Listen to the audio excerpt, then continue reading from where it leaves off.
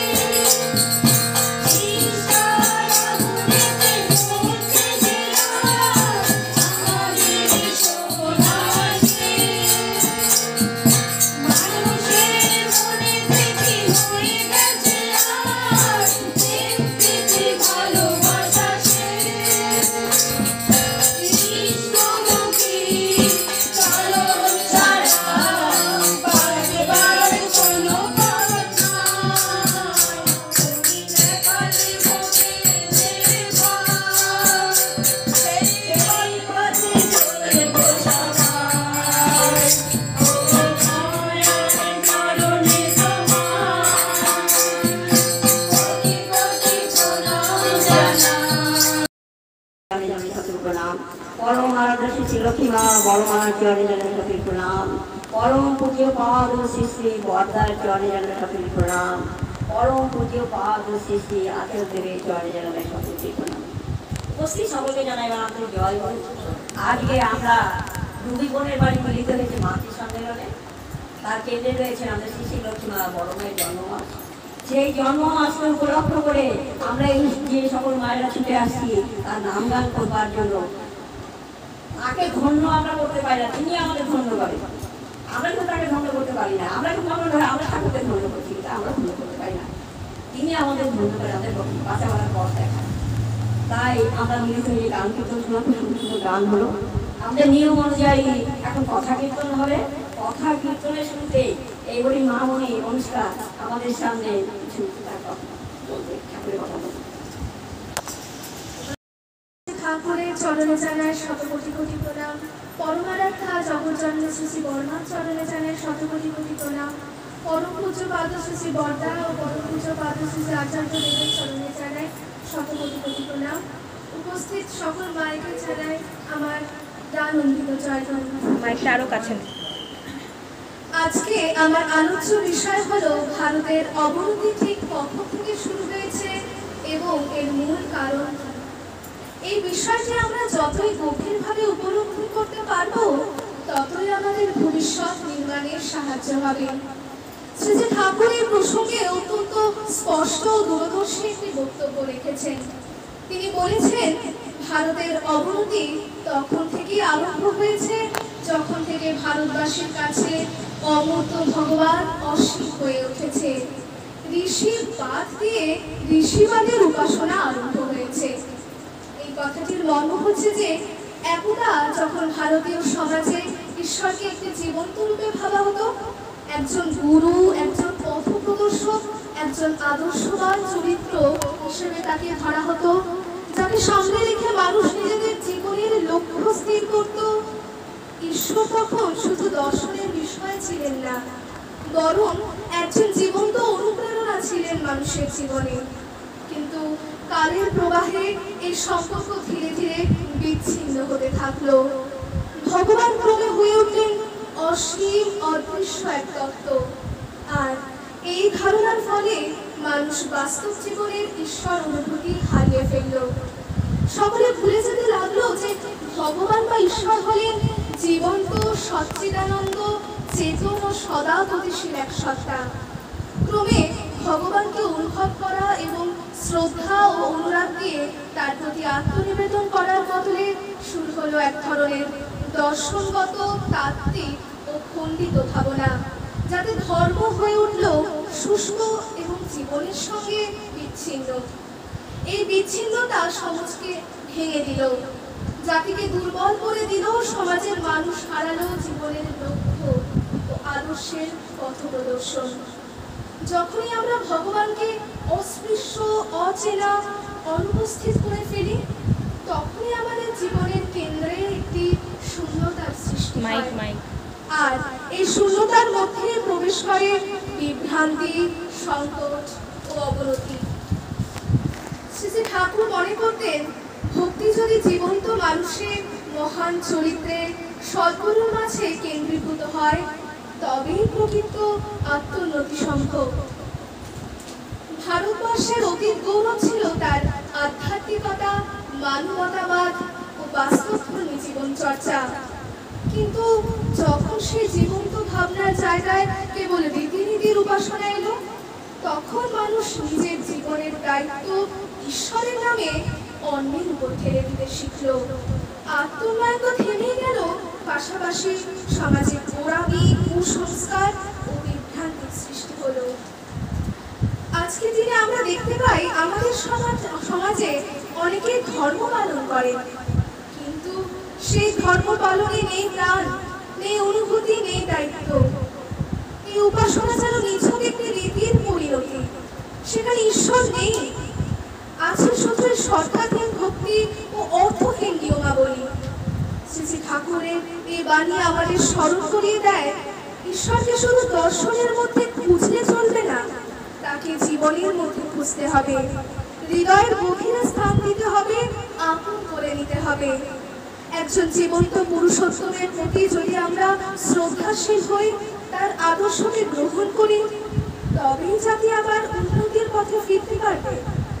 সে কারণে ঠাকুর জোর দিয়ে বারবার বলেছেন, ভগবান হলেন জীবন্ত সত্য, যাকে জীবন্ত মানুষের মাধ্যমে উপলব্ধি করতে হবে, সৎ চরিত্রের অনুশীলনের মাধ্যমে উপলব্ধি করতে হবে, সৎগুরু ও সৎ ভক্তদের সাহচর্যে উপলব্ধি করতে হবে। শুধুমাত্র বাহ্যিক আচার দিয়ে নয়। তার মতে ভগবান কোনো জড় বস্তু নন, তিনি প্রাণবান, তিনি কর্মনিষ্ঠ, তিনি সদা জাগ্রত এক সত্তা, যাকে উপলব্ধি করতে হয় জীবনের বাস্তব অভিজ্ঞতার মধ্য দিয়ে। ঈশ্বর কেবল একটি ধারণা বা কাল্পনিক অস্তিত্ব নন, তিনি জীবনের প্রত্যক্ষ সত্য, যাকে অনুভব করা যায় সদাচার, সৎসঙ্গ, প্রেম ও কর্তব্য পরায়ণতার মধ্য দিয়ে। আসুন আমরা সকলে আবার ফিরে যাই সেই জীবন্ত বিশ্বাসের পথে, যেখানে ঈশ্বর একজন আদর্শ পুরুষ, যার জীবনের স্পর্শ আমাদের চরিত্র গঠন করবে, আমাদের সমাজকে শক্তিশালী করবে, আমাদের জাতিকে আবার জাগ্রত করবে। আসুন আমরা প্রত্যেকে শ্রী শ্রী ঠাকুরের এই মূল্যবান কথাগুলিকে শুধু শুনে না রেখে তার হৃদয়ে ধারণ করে নিজের জীবনে তার প্রতিফলন ঘটাই। আমার বক্তৃতা দীর্ঘায়িত না করে আমি এখানে শেষ করছি। জয় গুরু। আমাদের মামনি অনুষ্কা খুব সুন্দরভাবে তার মনের কথা, ভাব আমাদের সাথে প্রকাশ করলো শ্রী ঠাকুরের বাণীর মাধ্যমে। পরম্পরা আত্মচরণে তার দীর্ঘায়ু কামনা করি, সে আরো থেকে আরো উন্নতি করতে এগিয়ে যাক, ঠাকুরকে মাথায় নিয়ে চলে আরো যেন প্রকৃত মানুষ হতে পারে। এখন প্রকৃত মানুষের খুব অভাব হয়ে গেছে। আমরা অনেকেই মানুষ আছে, 2 হাত 2 পা দিয়ে অনেক মানুষ আছে, কিন্তু প্রকৃত মানুষ আমরা নেই। তাই পরম পিতার কাছে প্রার্থনা জানাই সে যেন প্রকৃত মানুষ হয়ে ওঠে, ঠাকুরকে মাথায় নিয়ে ধরে আরও থেকে আরও স্মৃতির দিকে এগিয়ে যায়। এবং রুগী বোনের পরিবারে প্রত্যেকে শান্তি সুস্থি কামনা করি। আপনারা এখানে যারা উপস্থিত আছেন, অনুপস্থিত আছেন, সকলের পরিবারের শান্তি সুস্থি কামনা করি।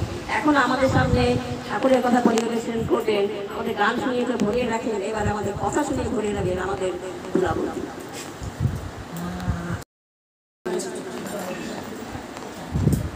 আজকে রুবি মায়ের বাড়িতে আমরা সকলে মিলিত হয়েছি মাকে শ্রাবণ পরিক্রমার পরম পূজ্যপাদ শ্রী বর্মাকে উপলক্ষ করে আমরা সবাই এসেছি এবং সবাই মায়ের আরাধনায় আমরা সবাই মত্ত, আনন্দিত, মুগ্ধ, আপ্লুত।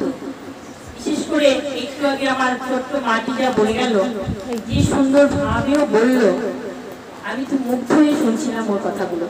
এখানে আমার এখন কিছু না বললেও হবে, এই জন্য আমি এখানে শেষ করছি। এরপরে যদি আর কেউ কিছু জয় গুরু। সবাইকে জানে আমার জয় গুরু। জয়। আজকে এই মাতৃ সম্মেলনে, এই শ্রী বড়মার মাতৃ সম্মেলনে আমাদের কাছে শুধু একটা অনুষ্ঠান নয়, এটা আমাদের কাছে একটি শক্তি, একটা মায়ের শক্তির মান্যতা দেওয়ার একটি পবিত্র সুযোগ, যেখানে শ্রী ঠাকুর আর বড়মার আদর্শ চরণে নতুন শক্তি পাই আমরা। আমরা জানি শ্রী ঠাকুর শুধুমাত্র একজন ধর্মগুরু, তিনি একজন প্রেমের ঠাকুর। তিনি প্রেম দিয়ে যেতে চান সবসময়, সর্বদা। তার প্রতি পদে, বাণীতে, আচরণে প্রেম ঝরে ঝরে পড়ত। ঠাকুর সবসময় বলতেন, ভক্তি মানেই প্রেম, আর প্রেম মানেই উৎসর্গ। এবং সবাই মিলে সত্যানুসরণ করো, চরিত্রবান হও, ঈশ্বরকে জয় করো প্রেম দিয়ে। তাই তার জীবনও কেটেছে মানুষ গড়ার কাজে, পরিবার গঠনের কাজে, চরিত্র গঠনের কাজে। তাই আজও ঠাকুরের যখনই নাম নিচ্ছি, তখনই বারবার ঠাকুর আমাকে বলছে যে ভালোবাসো মা, ভালোবাসো, ভালোবেসে যাও। আমি তো ভালোবাসতেই এসেছি। শ্রী ঠাকুর এবং শ্রী ঠাকুর এবং শ্রী বড়মা আমাদের জীবনের প্রত্যেকটা পদে আমাদের সাথে সাথে রয়েছে। শ্রী ঠাকুর শ্রী বড়মার ব্যাপারে এত গভীর একটি শ্রদ্ধা এবং ভালোবাসা সারা জীবন দিয়ে গেছেন। তিনি মনে করতেন শ্রী ঠাকুর শ্রী বড়মার একটি আদর্শ রূপে দাঁড়িয়ে রয়েছেন, এবং তিনি মনে করতেন তিনি হচ্ছে শ্রী রূপের শুধু বড়মার পাশে নেই, তিনি নারীর মধ্যে মাতৃত্ব, প্রেম, ত্যাগ আর শক্তির এক মহিমাময় প্রতিরূপ দেখতেন। শ্রী বড়মা আর আমার জীবনে এক বিরাট শক্তি। তিনি না থাকলে যে আমার কি হতো, আমি এতদূর আসতেই পারতাম না। তাই শ্রী বড়মার জীবনের দিকে তাকিয়ে আমি বুঝি যে শ্রী ঠাকুর নারীদের কিভাবে চলতে বলতেন। প্রথমে ঠাকুর বলতেন, মেয়েদের মুখে যেন থাকে মাধুর্য, কথায় যেন থাকে শান্ত। তাই মেয়েরা হোক শান্ত এবং ভদ্র। তিনি সর্বদা বলে গেছেন, মেয়েরা যাতে লক্ষ্মীর মতো হয়, আর সবার ঘরে ঘরে যেন একটা লক্ষ্মী হয়ে ওঠে। সমাজের শ্রী ঠাকুরা সবসময় বলেছেন যাতে মেয়েরা সবসময় নর্ম এবং ভদ্র হয়ে থাকে, কারণ মেয়েরা যদি ঠিক থাকে, গোটা পরিবারের সবাই ঠিক থাকে।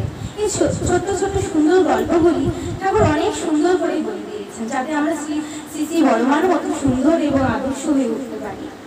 আজ এই শ্রাবণের শুভ দিনে আমি একটি কথা বলতে চাই। কারণ আমার প্রত্যেকটা দিন যে পাল্টাচ্ছে, শুধুমাত্র শ্রী বড়মার কে দেখেই পাল্টাচ্ছে। একটা ঘটনা না বললেই নয়। একদিন একটা মেয়ে শ্রীর মার কাছে এসে কাঁদতে কাঁদতে বলতো যে, মা, আমি অনেক ভুল করেছি, অনেক বেপথে চলেছি, তুমি কি আমাকে আর ক্ষমা করবে না? শ্রী বড়মা তার মাথায় হাত বুলে বলল যে, ভুল করলে আমি কি মানো যে দূরে রাখবো? তারপর বড়মার মেয়েটার মাথায় হাত বুলিয়ে বললে, ঠাকুর তো তোকে আজও ভালোবাসে। তাহলে মোরালিটি অফ দি স্টোরি আমরা কি জানলাম?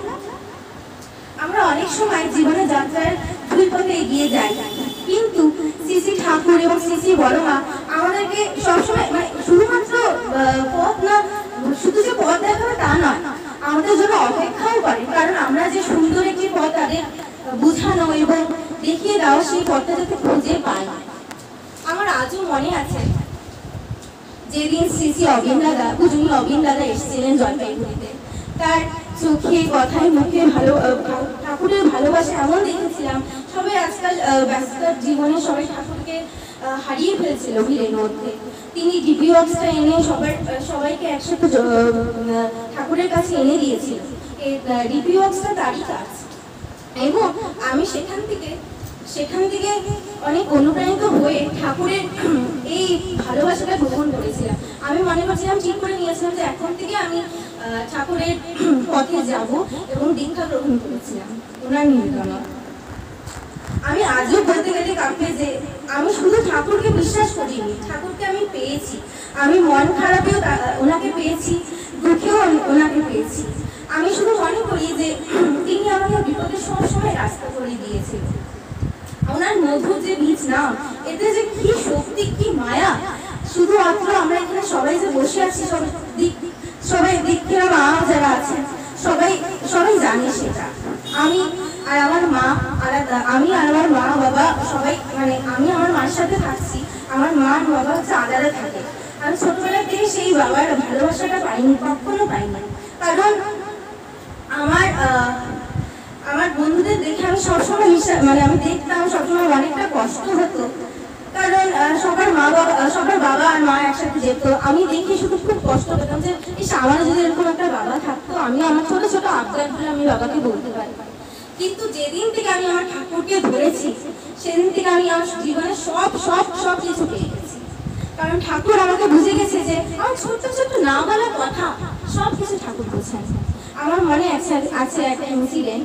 আমার পরের দিন পরীক্ষা, তার আগের দিন আমার কি জানি মনে হলো, আমি একটু পরীক্ষার পরের দিন তো আর কি সবকিছু গুছিয়ে রাখি, মানে হলো আগের দিন আমার রাত্রি 12:30 বাজে, আমি কিছুই খুঁজে পাচ্ছিলাম না, সবকিছু হারিয়ে গেছে।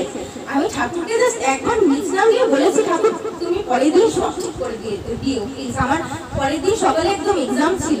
তারপরে আমি সকালবেলা ঘুম থেকে উঠি, ভোরবেলা ইষ্টভীতি করি, এবং দাঁড়িয়ে থেকে বিশ্রাম শুরু করি। আমার কি যেন মনে হলো, ঠাকুর আমাকে বলে দিচ্ছে তুই পাবি, তুই খোঁজ, তুই তাড়াতাড়ি খোঁজ, এখনই যা। আমি গেলাম, ওয়ার্ড্রপটা খুললাম, মানে বিশ্বাস করতে পারবেন একটা জলযন্ত্র, মানে ব্র্যান্ড নিউ একটা বোর্ড, মানে বোর্ড আর হচ্ছে পেন পেন্সিল সব কিছু হাজির। তারপর থেকে বুঝে গেলাম যে আমার ঠাকুর আমার না বলা কথা কত কিছু বুঝে, ছোট্ট ছোট্ট। তারপর থেকে আমার সব আশা, সব কিছু ভরসা সব বেড়ে গেল। আজকে শ্রী ঠাকুর যেরকম ওনার হৃদয়ে আমাকে আশ্রয় দেন, আর শ্রী বড় মা আমায় আগিয়ে রাখতেন। ওনার মুখে দেখলে বুঝতে পারতাম এই গোটা পৃথিবীতে যে কেউ নাই ঠাকুর, কিন্তু ঠাকুর আর হচ্ছে শ্রী বড় মা আছেন। তাই আজ এই মাতৃ সম্মেলনে আমরা সবাই কথা দিয়ে যে মায়েরা মিলে শ্রী বড় মার মতো একজন আদর্শ মা, ওনার মতো শান্ত শক্তিশালী নারী হয়ে উঠব, যেমনটা ঠাকুর চেয়েছেন। আন্তরিক জয়গুরু। একটুক্ষণ আগে আমাদের ছোট মামুনি তার জীবনের অনেক কথা সে বলে গেল, ভীষণ ভালো লাগলো। আমাদের মনে মনে কষ্ট হলো তার জীবনের অভাব। শ্রী ঠাকুর কিন্তু কখনো কাউকে অভাবে রাখেন না, তিনি সবসময় ভরিয়ে রাখেন। আমাদের চাওয়া এবং খাওয়ার অভাব, খাওয়াটাই আমাদের অভাব। আমাদের খালি চাইতে জানি না, আমরা যেমন তেমন খুশি চেয়ে ফেলি। তাই তিনি কি করেন, সবসময় আমাদের সুপথ দেখান, কিভাবে চলে আসতে ভালো থাকবো, কিভাবে আমি ভালো পথে এগিয়ে যাবো। আর মামনের জন্য অনন্তর আসলে আমি প্রার্থনা জানাই, সে থাকতে গেল তার জীবনের অভাবটা পরিপূরণ করবে। শ্রী ঠাকুরকে ভালোবেসে, শ্রী বর্দাকে ভালোবেসে, শ্রী দাদাকে ভালোবাসে, শ্রী আচার্য দেবীকে ভালোবাসে, এবং অমিত দাদাকে ভালোবাসে। তার এই যে ভালোবাসার অভাব অবশ্যই পূরণ পেয়ে যাবে। তার জন্য তার জীবনটা নিবেদন যখন করেছে, সে আর ভালো পথেই যাবে, কোনো পথে খারাপ পথে যেতে পারে না। রাসূলের জন্য আমরা সকল মিলে প্রার্থনা জানাবো, সে জীবনে যেন আরো শ্রীবৃদ্ধি দিয়ে কেন্দ্র করে এই যে ঘুরে ঘুরে এই যে মাতৃ সম্মেলন করছি, এতে কি হচ্ছে, আমাদের ভিতরে একটা সারা লেগে গেছে। মানে যারা রেগুলার আসে তারা কিন্তু ঘরে বসে থাকতে পারবে না, তাদের পিছনে যেন মানে কে যেন পিছিয়ে দাঁড়িয়ে বেড়াচ্ছে। আর আরো একটা মজার ঘটনা, যে ঘুম থেকে উঠে আমরা কি ভাবতে থাকি, কোন বোনের বাড়িতে মাতৃ সম্মেলন হবে, কোন বৌদির বাড়িতে মাতৃ সম্মেলন হবে, সেখানে যাবো, কেমন করে যাবো, তাড়াতাড়ি কাজকর্ম ছেড়ে আমরা সেই প্রস্তুতি নিতে থাকি। এর ফলে কি হয়, আমাদের ভিতরে একটা প্রেরণার সৃষ্টি হয়। শ্রী শ্রী ঠাকুর কিন্তু আমাদের সুস্থ সুন্দরভাবে সংসার গড়ে তোলবার জন্য এই যে প্রেরণাগুলোর সৃষ্টি করে। আমরা যদি বলি যারা দীক্ষিত না তাদের ভিতরে প্রেরণা নাই, প্রেরণা আছে, তাদের প্রেরণা আলাদা, আবার আমাদের প্রেরণা আলাদা। আমরা কিন্তু এই সময়টা ঘুমিয়ে কাটিয়ে দিতে পারতাম, এই যে এখানে আসার পর যে আনন্দটা পেলাম এই আনন্দটা পেতে পারতাম তা কখনই সম্ভব হতো না। তাই আমরা শ্রী ঠাকুরকে আমরা আমার যে কি অমূল্য ধন পেয়েছি তা মানুষকে বোঝানো যায় না। যারা বোঝেন যে বোঝে মন বোঝে দাম সেই ঠাকুরকে ভালোবাসতে পারে। আমি আজকে শ্রী লক্ষ্মীমা বড় মার কথা বুঝাতে বলার চেষ্টা করছি। না না, বলো বলো না, সময় আছে। শ্রী লক্ষ্মীমা বড় মা তিনি হলেন লক্ষ্মী স্বরূপ। শ্রী ঠাকুর নিজের মুখে বলেছে যে আমি যদি নারীর রূপ নিয়ে আসতাম তাহলে কি হতো, শ্রী লক্ষ্মীমা বড় মার যে রূপ সেই রূপই হতো আমার। সবাইকে যে প্রশ্ন করলেন যে তোমরা বড় মাকে কি ভাবো, যাতে বড় মাকে যাতে আমাদের যে ভক্তরা আছে, গুরু ভাই গুরু বোনের আছে, বড় মাকে যাতে কখনো অবহেলা না করে। কারণ মহিলা হিসেবে আমরা অবহেলা, একটা আমাদের সমাজে একটা রীতি রয়ে গেছে মহিলাদেরকে অবহেলা করতে হবে, তাদের কথা কোনো গুরুত্ব দেওয়া হবে না। বর্তমানে হয় না ঠিক, এখন মহিলারাই আগিয়ে গেছে, পুরুষেরা পিছিয়ে আছে। কিন্তু কিছু বছর আগে এই জিনিসটা ছিল, মহিলাদের কিছু বলার অধিকার ছিল। কিন্তু শ্রী ঠাকুর মহিলাদেরকে এগিয়ে দিলেন এবং আমাদের শ্রী শ্রী আচার্যদেব তিনিও মানে পরিষ্কারভাবে বললেন যে মহিলারাই মানে পারে যে ঘরে ঘরে ঘরে গিয়ে রিচুয়াল করতে। তারা একদম মায়েদের কোনো বাড়ি থেকে তারা রন্ধনশালায় ঢুকতে পারে, কারণ পুরুষদের পক্ষে সম্ভব না কারো বাড়িতে রন্ধনশালায় ঢুকে না, নানা রকম কথা। তাই এই যে কথার মাধ্যমে তিনি কি নারীদেরকে অনেক অনেক উপরে তুলে ধরেন এবং আমাদেরকে প্রেরণা দিলেন। আর প্রেরণার ফলে এই যে মায়ের, আমি হতে পারি না কিন্তু এই যে আমাদের সবুলাবতী আছে, সন্ধ্যাবতী আছে, এই যে সকল মায়েরা আছেন, ভারতী আছে, স্বপ্না আছে, আমাদের কাপড়ি আছে, আমাদের অনিবাদী আছে, সবাই কি করছে এই যে ঘুরে ঘুরে ঘুরে বাড়ি বাড়ি গিয়ে যারা কিছু কত করছে না, করলেও পাঠাচ্ছে না, 30 দিনের দিন পাঠায় না, নানা রকম সমস্যা কিন্তু আমার মধ্যে আছে, তারা এই যে সুন্দরভাবে দিয়ে গিয়ে সুন্দর পরিবেশের সৃষ্টি করছে। এই যে কালকে শুনলাম আমাদের মানে সবাই পক্ষে তো সব ঘুরে ঘুরে সবাই মাঠে করা সম্ভব না, আমাদের শুধু ঘুরে এসেছে, কিন্তু আমরা কেউ বিপরীত ধর্মী কিন্তু না, আমরা সবাই এক। তারা আবার আর একটা পাড়ায় গিয়ে করছে, সেখানে গিয়ে বলছে যে দীক্ষা নিলে আমাদের তারা রেডি করে ফেলছে, বা এক বাড়িতে মাটির সন্তান হলে আরেকজন এসে বলছে দিদি আমরা আমাদের বাড়িতে মাটির সন্তান। তা এই যে মানে পড়ার একটা আগ্রহ আছে, এতদিন কিন্তু এই আগ্রহটা আমার মধ্যে ছিল। আমি তো অনেক দিনে পুরানো, অনেক দিন থেকে আমি মাটির সম্মেলন করি, অনেকবার আমি মাটির সম্মেলন শুরু করেছি। আমি না মানে আমাদের অনেক গুরু ভাই গুরু বোনেরা ছিল, তারা আমরা মিলে করতাম। ওই মনে করেন যে বছরখানে করার পরে ছিনি আবার চাপা পড়ে গেছে, আবার হয়তো কেউ আসলো, আবার শুরু করলাম। এইরকম করে আমরা অনেকবার করছি, অনেকবার চাপা পড়ে গেছে। মন্দিরে প্রতি মাসে একটা করে মাসিক সম্মেলন করতাম, সেটাও চাপা পড়ে গেছে। যাই হোক, এবার আমাদের আচার্যদের তিনি নতুন করে আমাদের প্রেরণা দিলেন। আমাদের প্রেরণার অভাব, আমাদের পিছন থেকে কেউ যদি খেলে দেয় তাহলে আমরা কি করবো, আগিয়ে যেতে পারি, আর তা হলে আমরা আবার ঝিমিয়ে পড়ে যাচ্ছি। শ্রী ঠাকুরের কাছে একদিন মা আসছে মগরা থেকে, মগরা উৎসব হবে, তখন সব দাদারা বসছেন, সব দাদারা বলছেন যে আমরা উৎসব করবো, কে কোন দায়িত্ব নিলে, কে ব্যান্ডের দায়িত্ব নিলে, কে ক্যাশিয়ার হবে, কে সকলকে নিমন্ত্রণ করে, নানা রকম ব্যাপার, বা ঠাকুর পরিবারে কে যাবে সেসব সব দাদারাই করবে। আর বসে মাঠে শুনছে আর মনে মনে ভাবছেন বাবা সব পুরুষরাই দাদারাই যদি করে মায়েদের আর কি দরকার। তিনি বসে সেই কথা ভাবছেন যে তাহলে আমাদের মায়েদের কি দরকার। তখন তুমি বলেই ফেলে ঠাকুর আপনি শুধু দাদাদের কথা বলেন, কই আমাদের কথা তো কিছু বললেন না। তখন বলছে ও তোমাদের কথা বলি না, ঠিক আছে। তুমি দাদিদের টয় ট্রেন দেখেছো? বলে হ্যাঁ দেখেছি। তার কয়টা ইঞ্জিন থাকে? তার দুটো ইঞ্জিন থাকে। কিভাবে চলে সেটা? সামনের দিকে একটা ইঞ্জিন থাকে আর পেছন থেকে একটা ইঞ্জিন তাকে ছেড়ে ছেড়ে ছেড়ে ছেড়ে নিয়ে।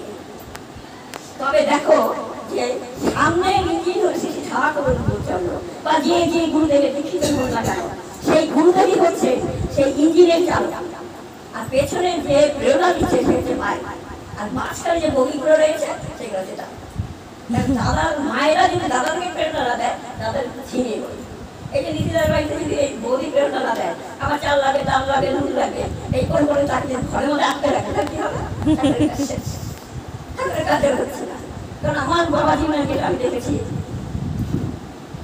আমার বাবা 6 মাস আসামে গিয়ে থাকে। এদিকে সংসার যখন তারা চাকরি পায় না, সংসার কি দিয়ে চলবে, কেমন করে চলবে, তার কোনো পক্ষে পুরো সংসারটা কে চালায়? সে চালালেন আমার মা। তারা আমার মা প্রেরণা যাচ্ছে। আমার মা দিন আমাকে আটকে রাখতে যে তোমার যা হবে সংসার কি করে চলবে, ছেলে মেয়েদের কি করে চলবে, এইসব না করে আমার মা প্রেরণা দিয়েছিলেন। এই কারণে কিন্তু আমার বাবা এইরকম করে ঠাকুর মন্দিরে মানে নিজেকে নিবেদিত করতে পারছিলেন। আর আমার বাবা মরে গেল, তিনি অমর হয়ে আছেন। যে কোনো উৎসব অনুষ্ঠানে আমাদের যে তোমার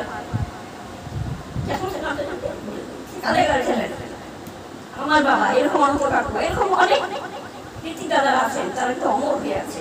প্রতিটা মানুষের মুখে মুখে তারা আছে। উৎসব অনুষ্ঠানে গেলে এদের নাম শোনা যায়, বিশেষ করে আমার বাবার নাম।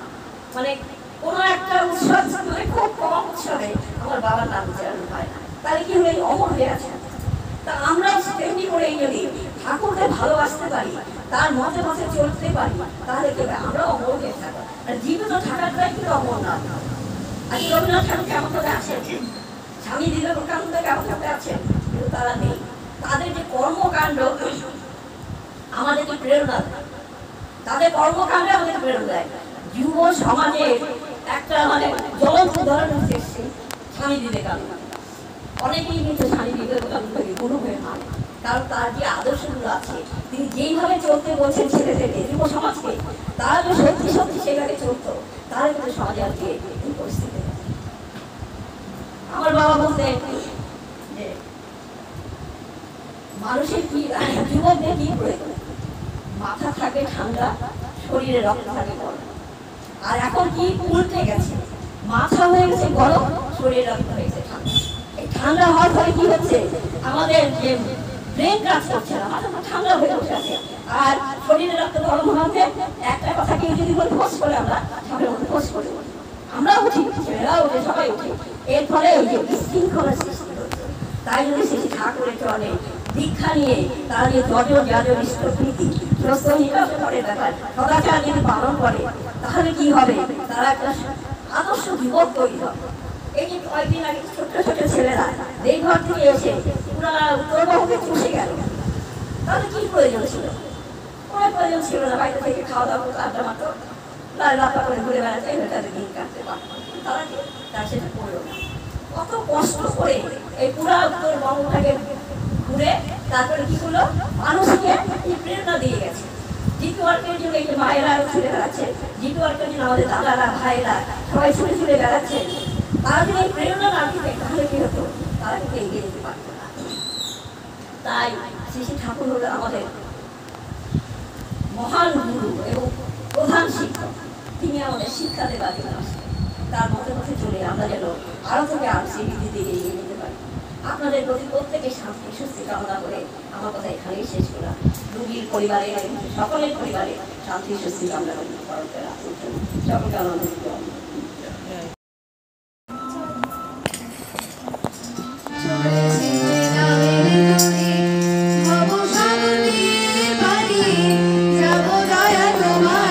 সবাই সবাই তোমার দেশে